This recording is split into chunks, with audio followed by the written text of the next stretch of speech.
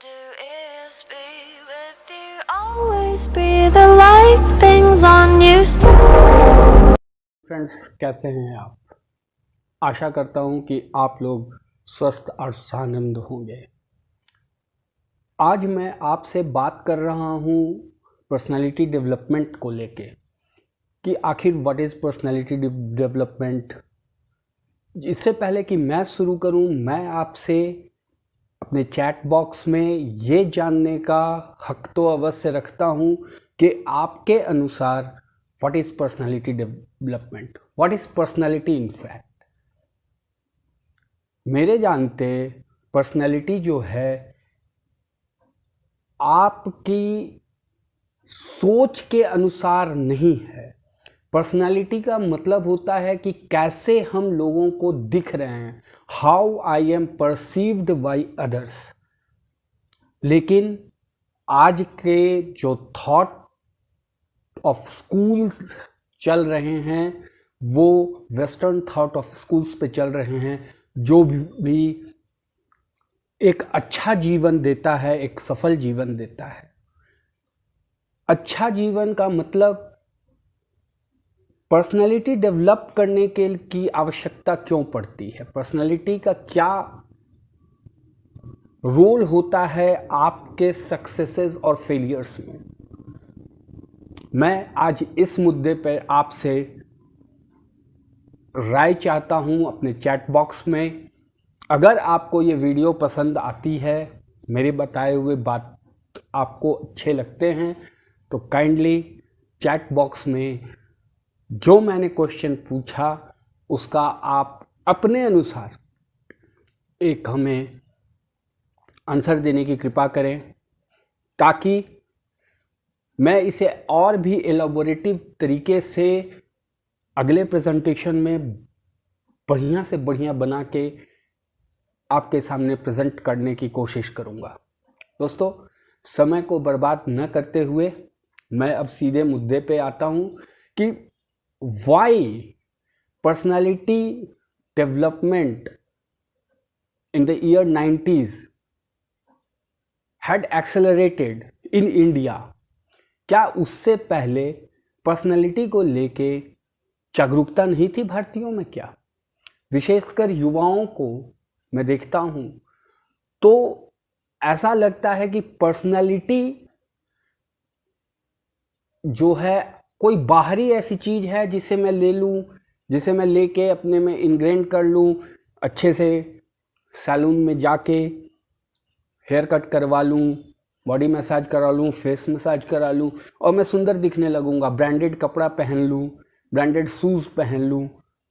वो पर्सनालिटी के मेजरमेंट का यार्ड स्टिक नहीं है, क्योंकि पर्सनालिटी को अगर हम ब्रॉड रूप में देखें तो दो पार्टों में इसको डिवाइड किया जा सकता है। जैसे ये एक होता है इनर पर्सनालिटी, एक होता है outer personality. Outer personality majorly contribute करता है 30% ऑफ योर पर्सनालिटी, और उससे भी अहम 70% इनर मोड होता है। इनर मोड में जाने पर मतलब कि आपको मैं उदाहरण के तरह से समझाने की कोशिश करता हूं कि आपने ये देखा होगा कि भारत के अमूमन हर एक घर का मेन डोर अंदर की ओर खुलता है, और इसके विपरीत वेस्ट में सारे डोर्स बाहर की ओर खुलते हैं। ऐसा तो नहीं था कि हम पिछड़े हुए थे, हमारे संस्कार हमारी पर्सनालिटी को डेवलप करते थे। हमारे दादा दादी, नाना नानी की कहानियाँ, इनफैक्ट बच्चे के गर्भ में आने से ही संस्कारों का, रीति रिवाजों का शुरुआत हो जाता था, ताकि वो बच्चा एक सफल इंसान बन सके। पर्सनालिटी का जिसने भी हिंदी अनुवाद किया है उसका मैं कायल हूँ। कायल इस सेंस में हूँ कि उसने बहुत सटीक अनुवाद किया पर्सनालिटी को व्यक्तित्व, और डेवलपमेंट का हिंदी विकास। अब चूंकि we are living in modern era, fast bombarded information era, every time we are getting informations, we are connected as a global community। हम लोग एक छोटे से ग्लोबल कम्युनिटी में आके सिमट गए हैं, तो हम लोग अफेक्टेड होते हैं वेस्टर्न थॉट से। लेकिन दोस्तों, सबसे रहस्य की बात तो ये है कि जो डोमेन 70% ऑफ डोमेन जो कि आपको अटेन करना है, अपनी पर्सनैलिटी को एनहेंस करने में, डेवलप करना, तो development is of two types. एक हॉरिजॉन्टल होता है और एक वर्टिकल होता है। एक हॉरिजॉन्टल होता है, एक वर्टिकल होता है। तो वेस्टर्न स्कूल ऑफ थॉट्स का डेवलपमेंट ऊर्ध्वाधर होता है, मीन्स वर्टिकल होता है, और इंडिया में डेवलपमेंट जो होता है एनहांस करना, मतलब फैलना। तो व्यक्ति जितना फैलेगा उसके तत्व निर्धारित करते हैं कि आपका व्यक्तित्व कैसा होगा। व्यक्ति का तत्व व्यक्तित्व, पर्सनैलिटी, व्यक्तित्व। अब बात ये आती है कि what is element and what is compound. Chemistry में हम लोगों ने पढ़ा है कि जो वस्तु पूर्ण हो, संपूर्ण हो, उसे हम तत्व यानी एलिमेंट में डालते हैं, और दो एलिमेंट से बनकर एक नए प्रोडक्ट का जो निर्माण होता है, नए एलिमेंट का जो जन्म होता है, वो कंपाउंड की श्रेणी में आता है। तो पर्सनालिटी जो है हमारा तत्व है, एलिमेंट है। हमारे यहाँ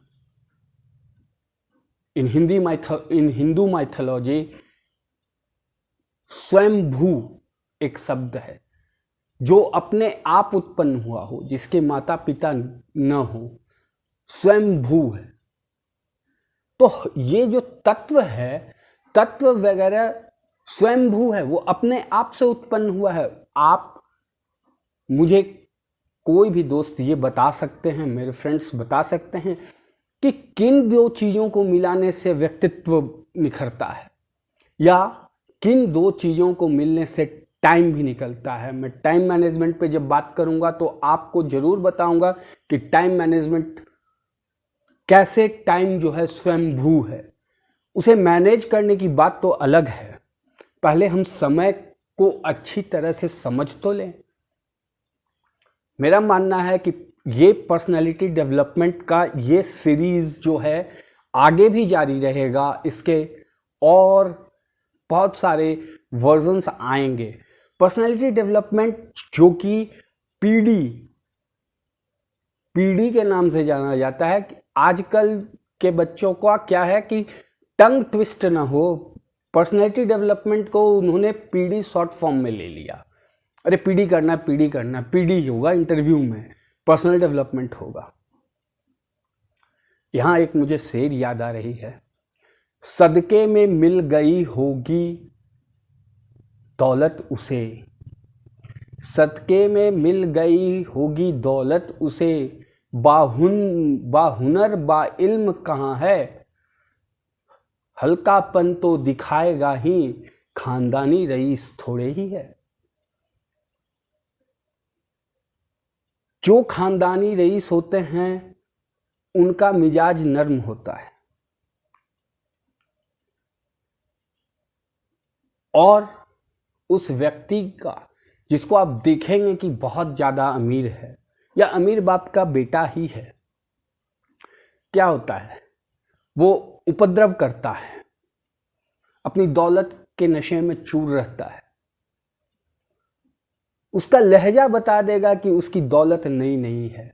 वो ऐसा ऐसा चीज़ करेगा, ऐसा ऐसा काम करेगा कि आपको लगेगा कि अरे ये काफ़ी अमीर है, रिच फैमिली से बिलोंग करता है। लेकिन जो खानदानी रईस होते हैं वो अपना मिजाज को नर्म रखते हैं, वो मर्म को जानते हैं, क्योंकि वो जानते हैं कि जो चीज़ है वो मेरे अंदर है, मुझे बाहर से कहीं मिलने वाला नहीं। बाहर तो सब तरंगे हैं। आप जितनी भी चीज़ें इस दुनिया में देख रहे हैं, चाहे वो फर्नीचर हो, चाहे वो किसी न किसी के दिमाग में पहले था विचार के रूप में, वो कंडेंस्ड फॉर्म में होके वो क्रिएटिविटी वो फिजिकली मैनिफेस्ट हो गया। All the objects are possibilities. Quantum physics का एक बहुत बढ़िया कॉन्सेप्ट है कि all objects are possibility in the realm of consciousness. हर एक ऑब्जेक्ट जो है, तो दुनिया में जो भी चीजें हैं वो दो बार जन्म लेती हैं। एक बार किसी न किसी व्यक्ति के दिमाग में, विचार में, और फिर वो कंडेंस्ड फॉर्म में होके फिजिकली मैनिफेस्ट हो जाता है। तो पर्सनैलिटी को अगर हमें डेवलप करना है तो याद रखें दोस्तों कि जीवन में कोई भी परमानेंट चेंज जो है मैकेनिकल तरीके से नहीं होता है। आपको मैकेनिकल तरीके से कभी भी डेवलपमेंट नहीं मिलेगी।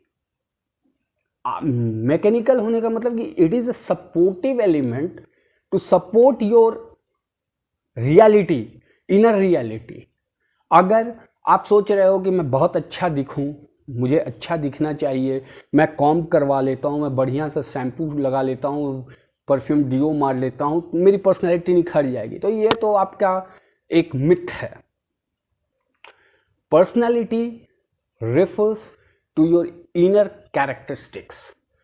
आप शटल में अंदर जाके कॉन्शियसनेस से सब कॉन्शियसनेस माइंड में जाके आप जब इसे डिस्कवर करेंगे तो नई नई चीज़ें निकलेगी। जैसे देवासुर संग्राम में जब मंथन हुआ था तो विष भी निकला था और अमृत भी निकला था।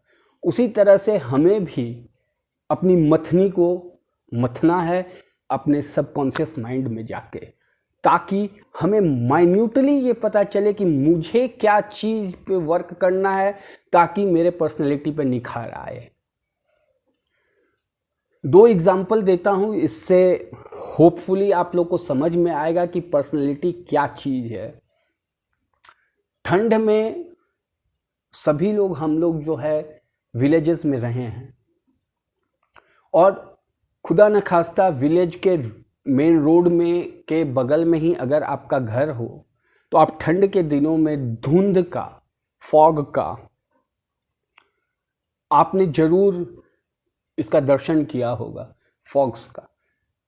आप सुबह सुबह उठ के अपने बालकनी में जाते हैं और देखते हैं कि एक काली सी सड़क जो है एक अजगर की भांति लेटी हुई है, न कोई हलचल है न कुछ है। फॉग से सारा, जहां एक आदमी दूसरे आदमी को नहीं दिख रहा है, इतना घना फॉग है। और उसी समय आपको लगता है कि एक मरियल सा सूरज आपकी ओर चला आ रहा है। आप अनुमान लगा लेते हैं कि वो बाइक है।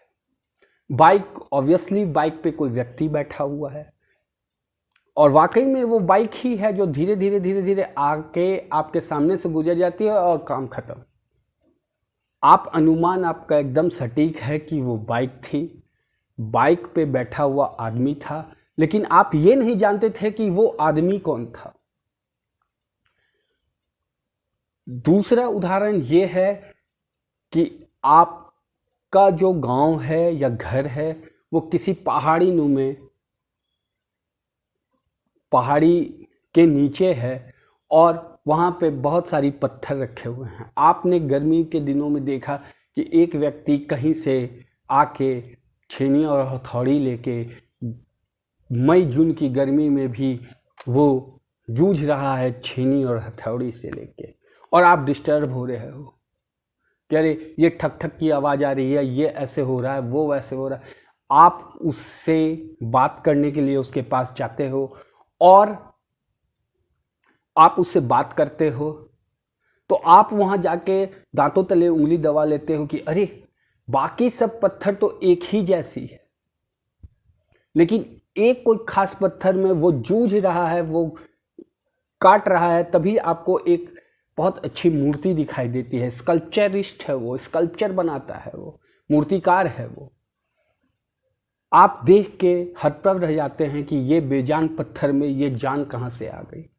आप पूछते हैं उससे कि भाई इसके नाक कहाँ से लाए हो, इसकी ओट कहाँ से निकाले हो, इसकी भुजाएं बलिष्ठ है, ये 6 पैक्स कहाँ से निकाल लाए, कहाँ से लाए हो। और वो आपकी बात पे ध्यान नहीं देता है, क्योंकि वो अपने काम में इतना मशगूल है कि वो उस पत्थर के जो अनयूज्ड अनवांटेड पार्ट हैं उसको काटने और छांटने में लगा हुआ है। आपको ये जरूर महसूस होगा कि वो मूर्ति उसने कहीं से लाई नहीं है, वो पत्थर में ही थी। उसने तो बस उसके अनयूज्ड और अनवांटेड पार्ट्स को काट छाट के निकाल के बाहर करके एक दिव्य मूर्ति का रूप उसने दे दिया। तो पर्सनैलिटी भी कुछ ऐसी तरह की चीज़ है कि आपको कहीं बाहर जाने की ज़रूरत नहीं है कि मैं सेल्फ हेल्प बुक्स पढ़ लूँ, कुछ कोर्सेज कर लूँ जिससे पर्सनैलिटी मेरा डेवलप हो जाए। तो no, it is not possible. आपको इसके लिए अपने अंदर जाने की कला सीखनी होगी, और उसके लिए भी मैं एक आपको प्रेजेंटेशन बना के दूंगा जिससे समझ में आएगा कि कैसे अपने अंदर जाना है।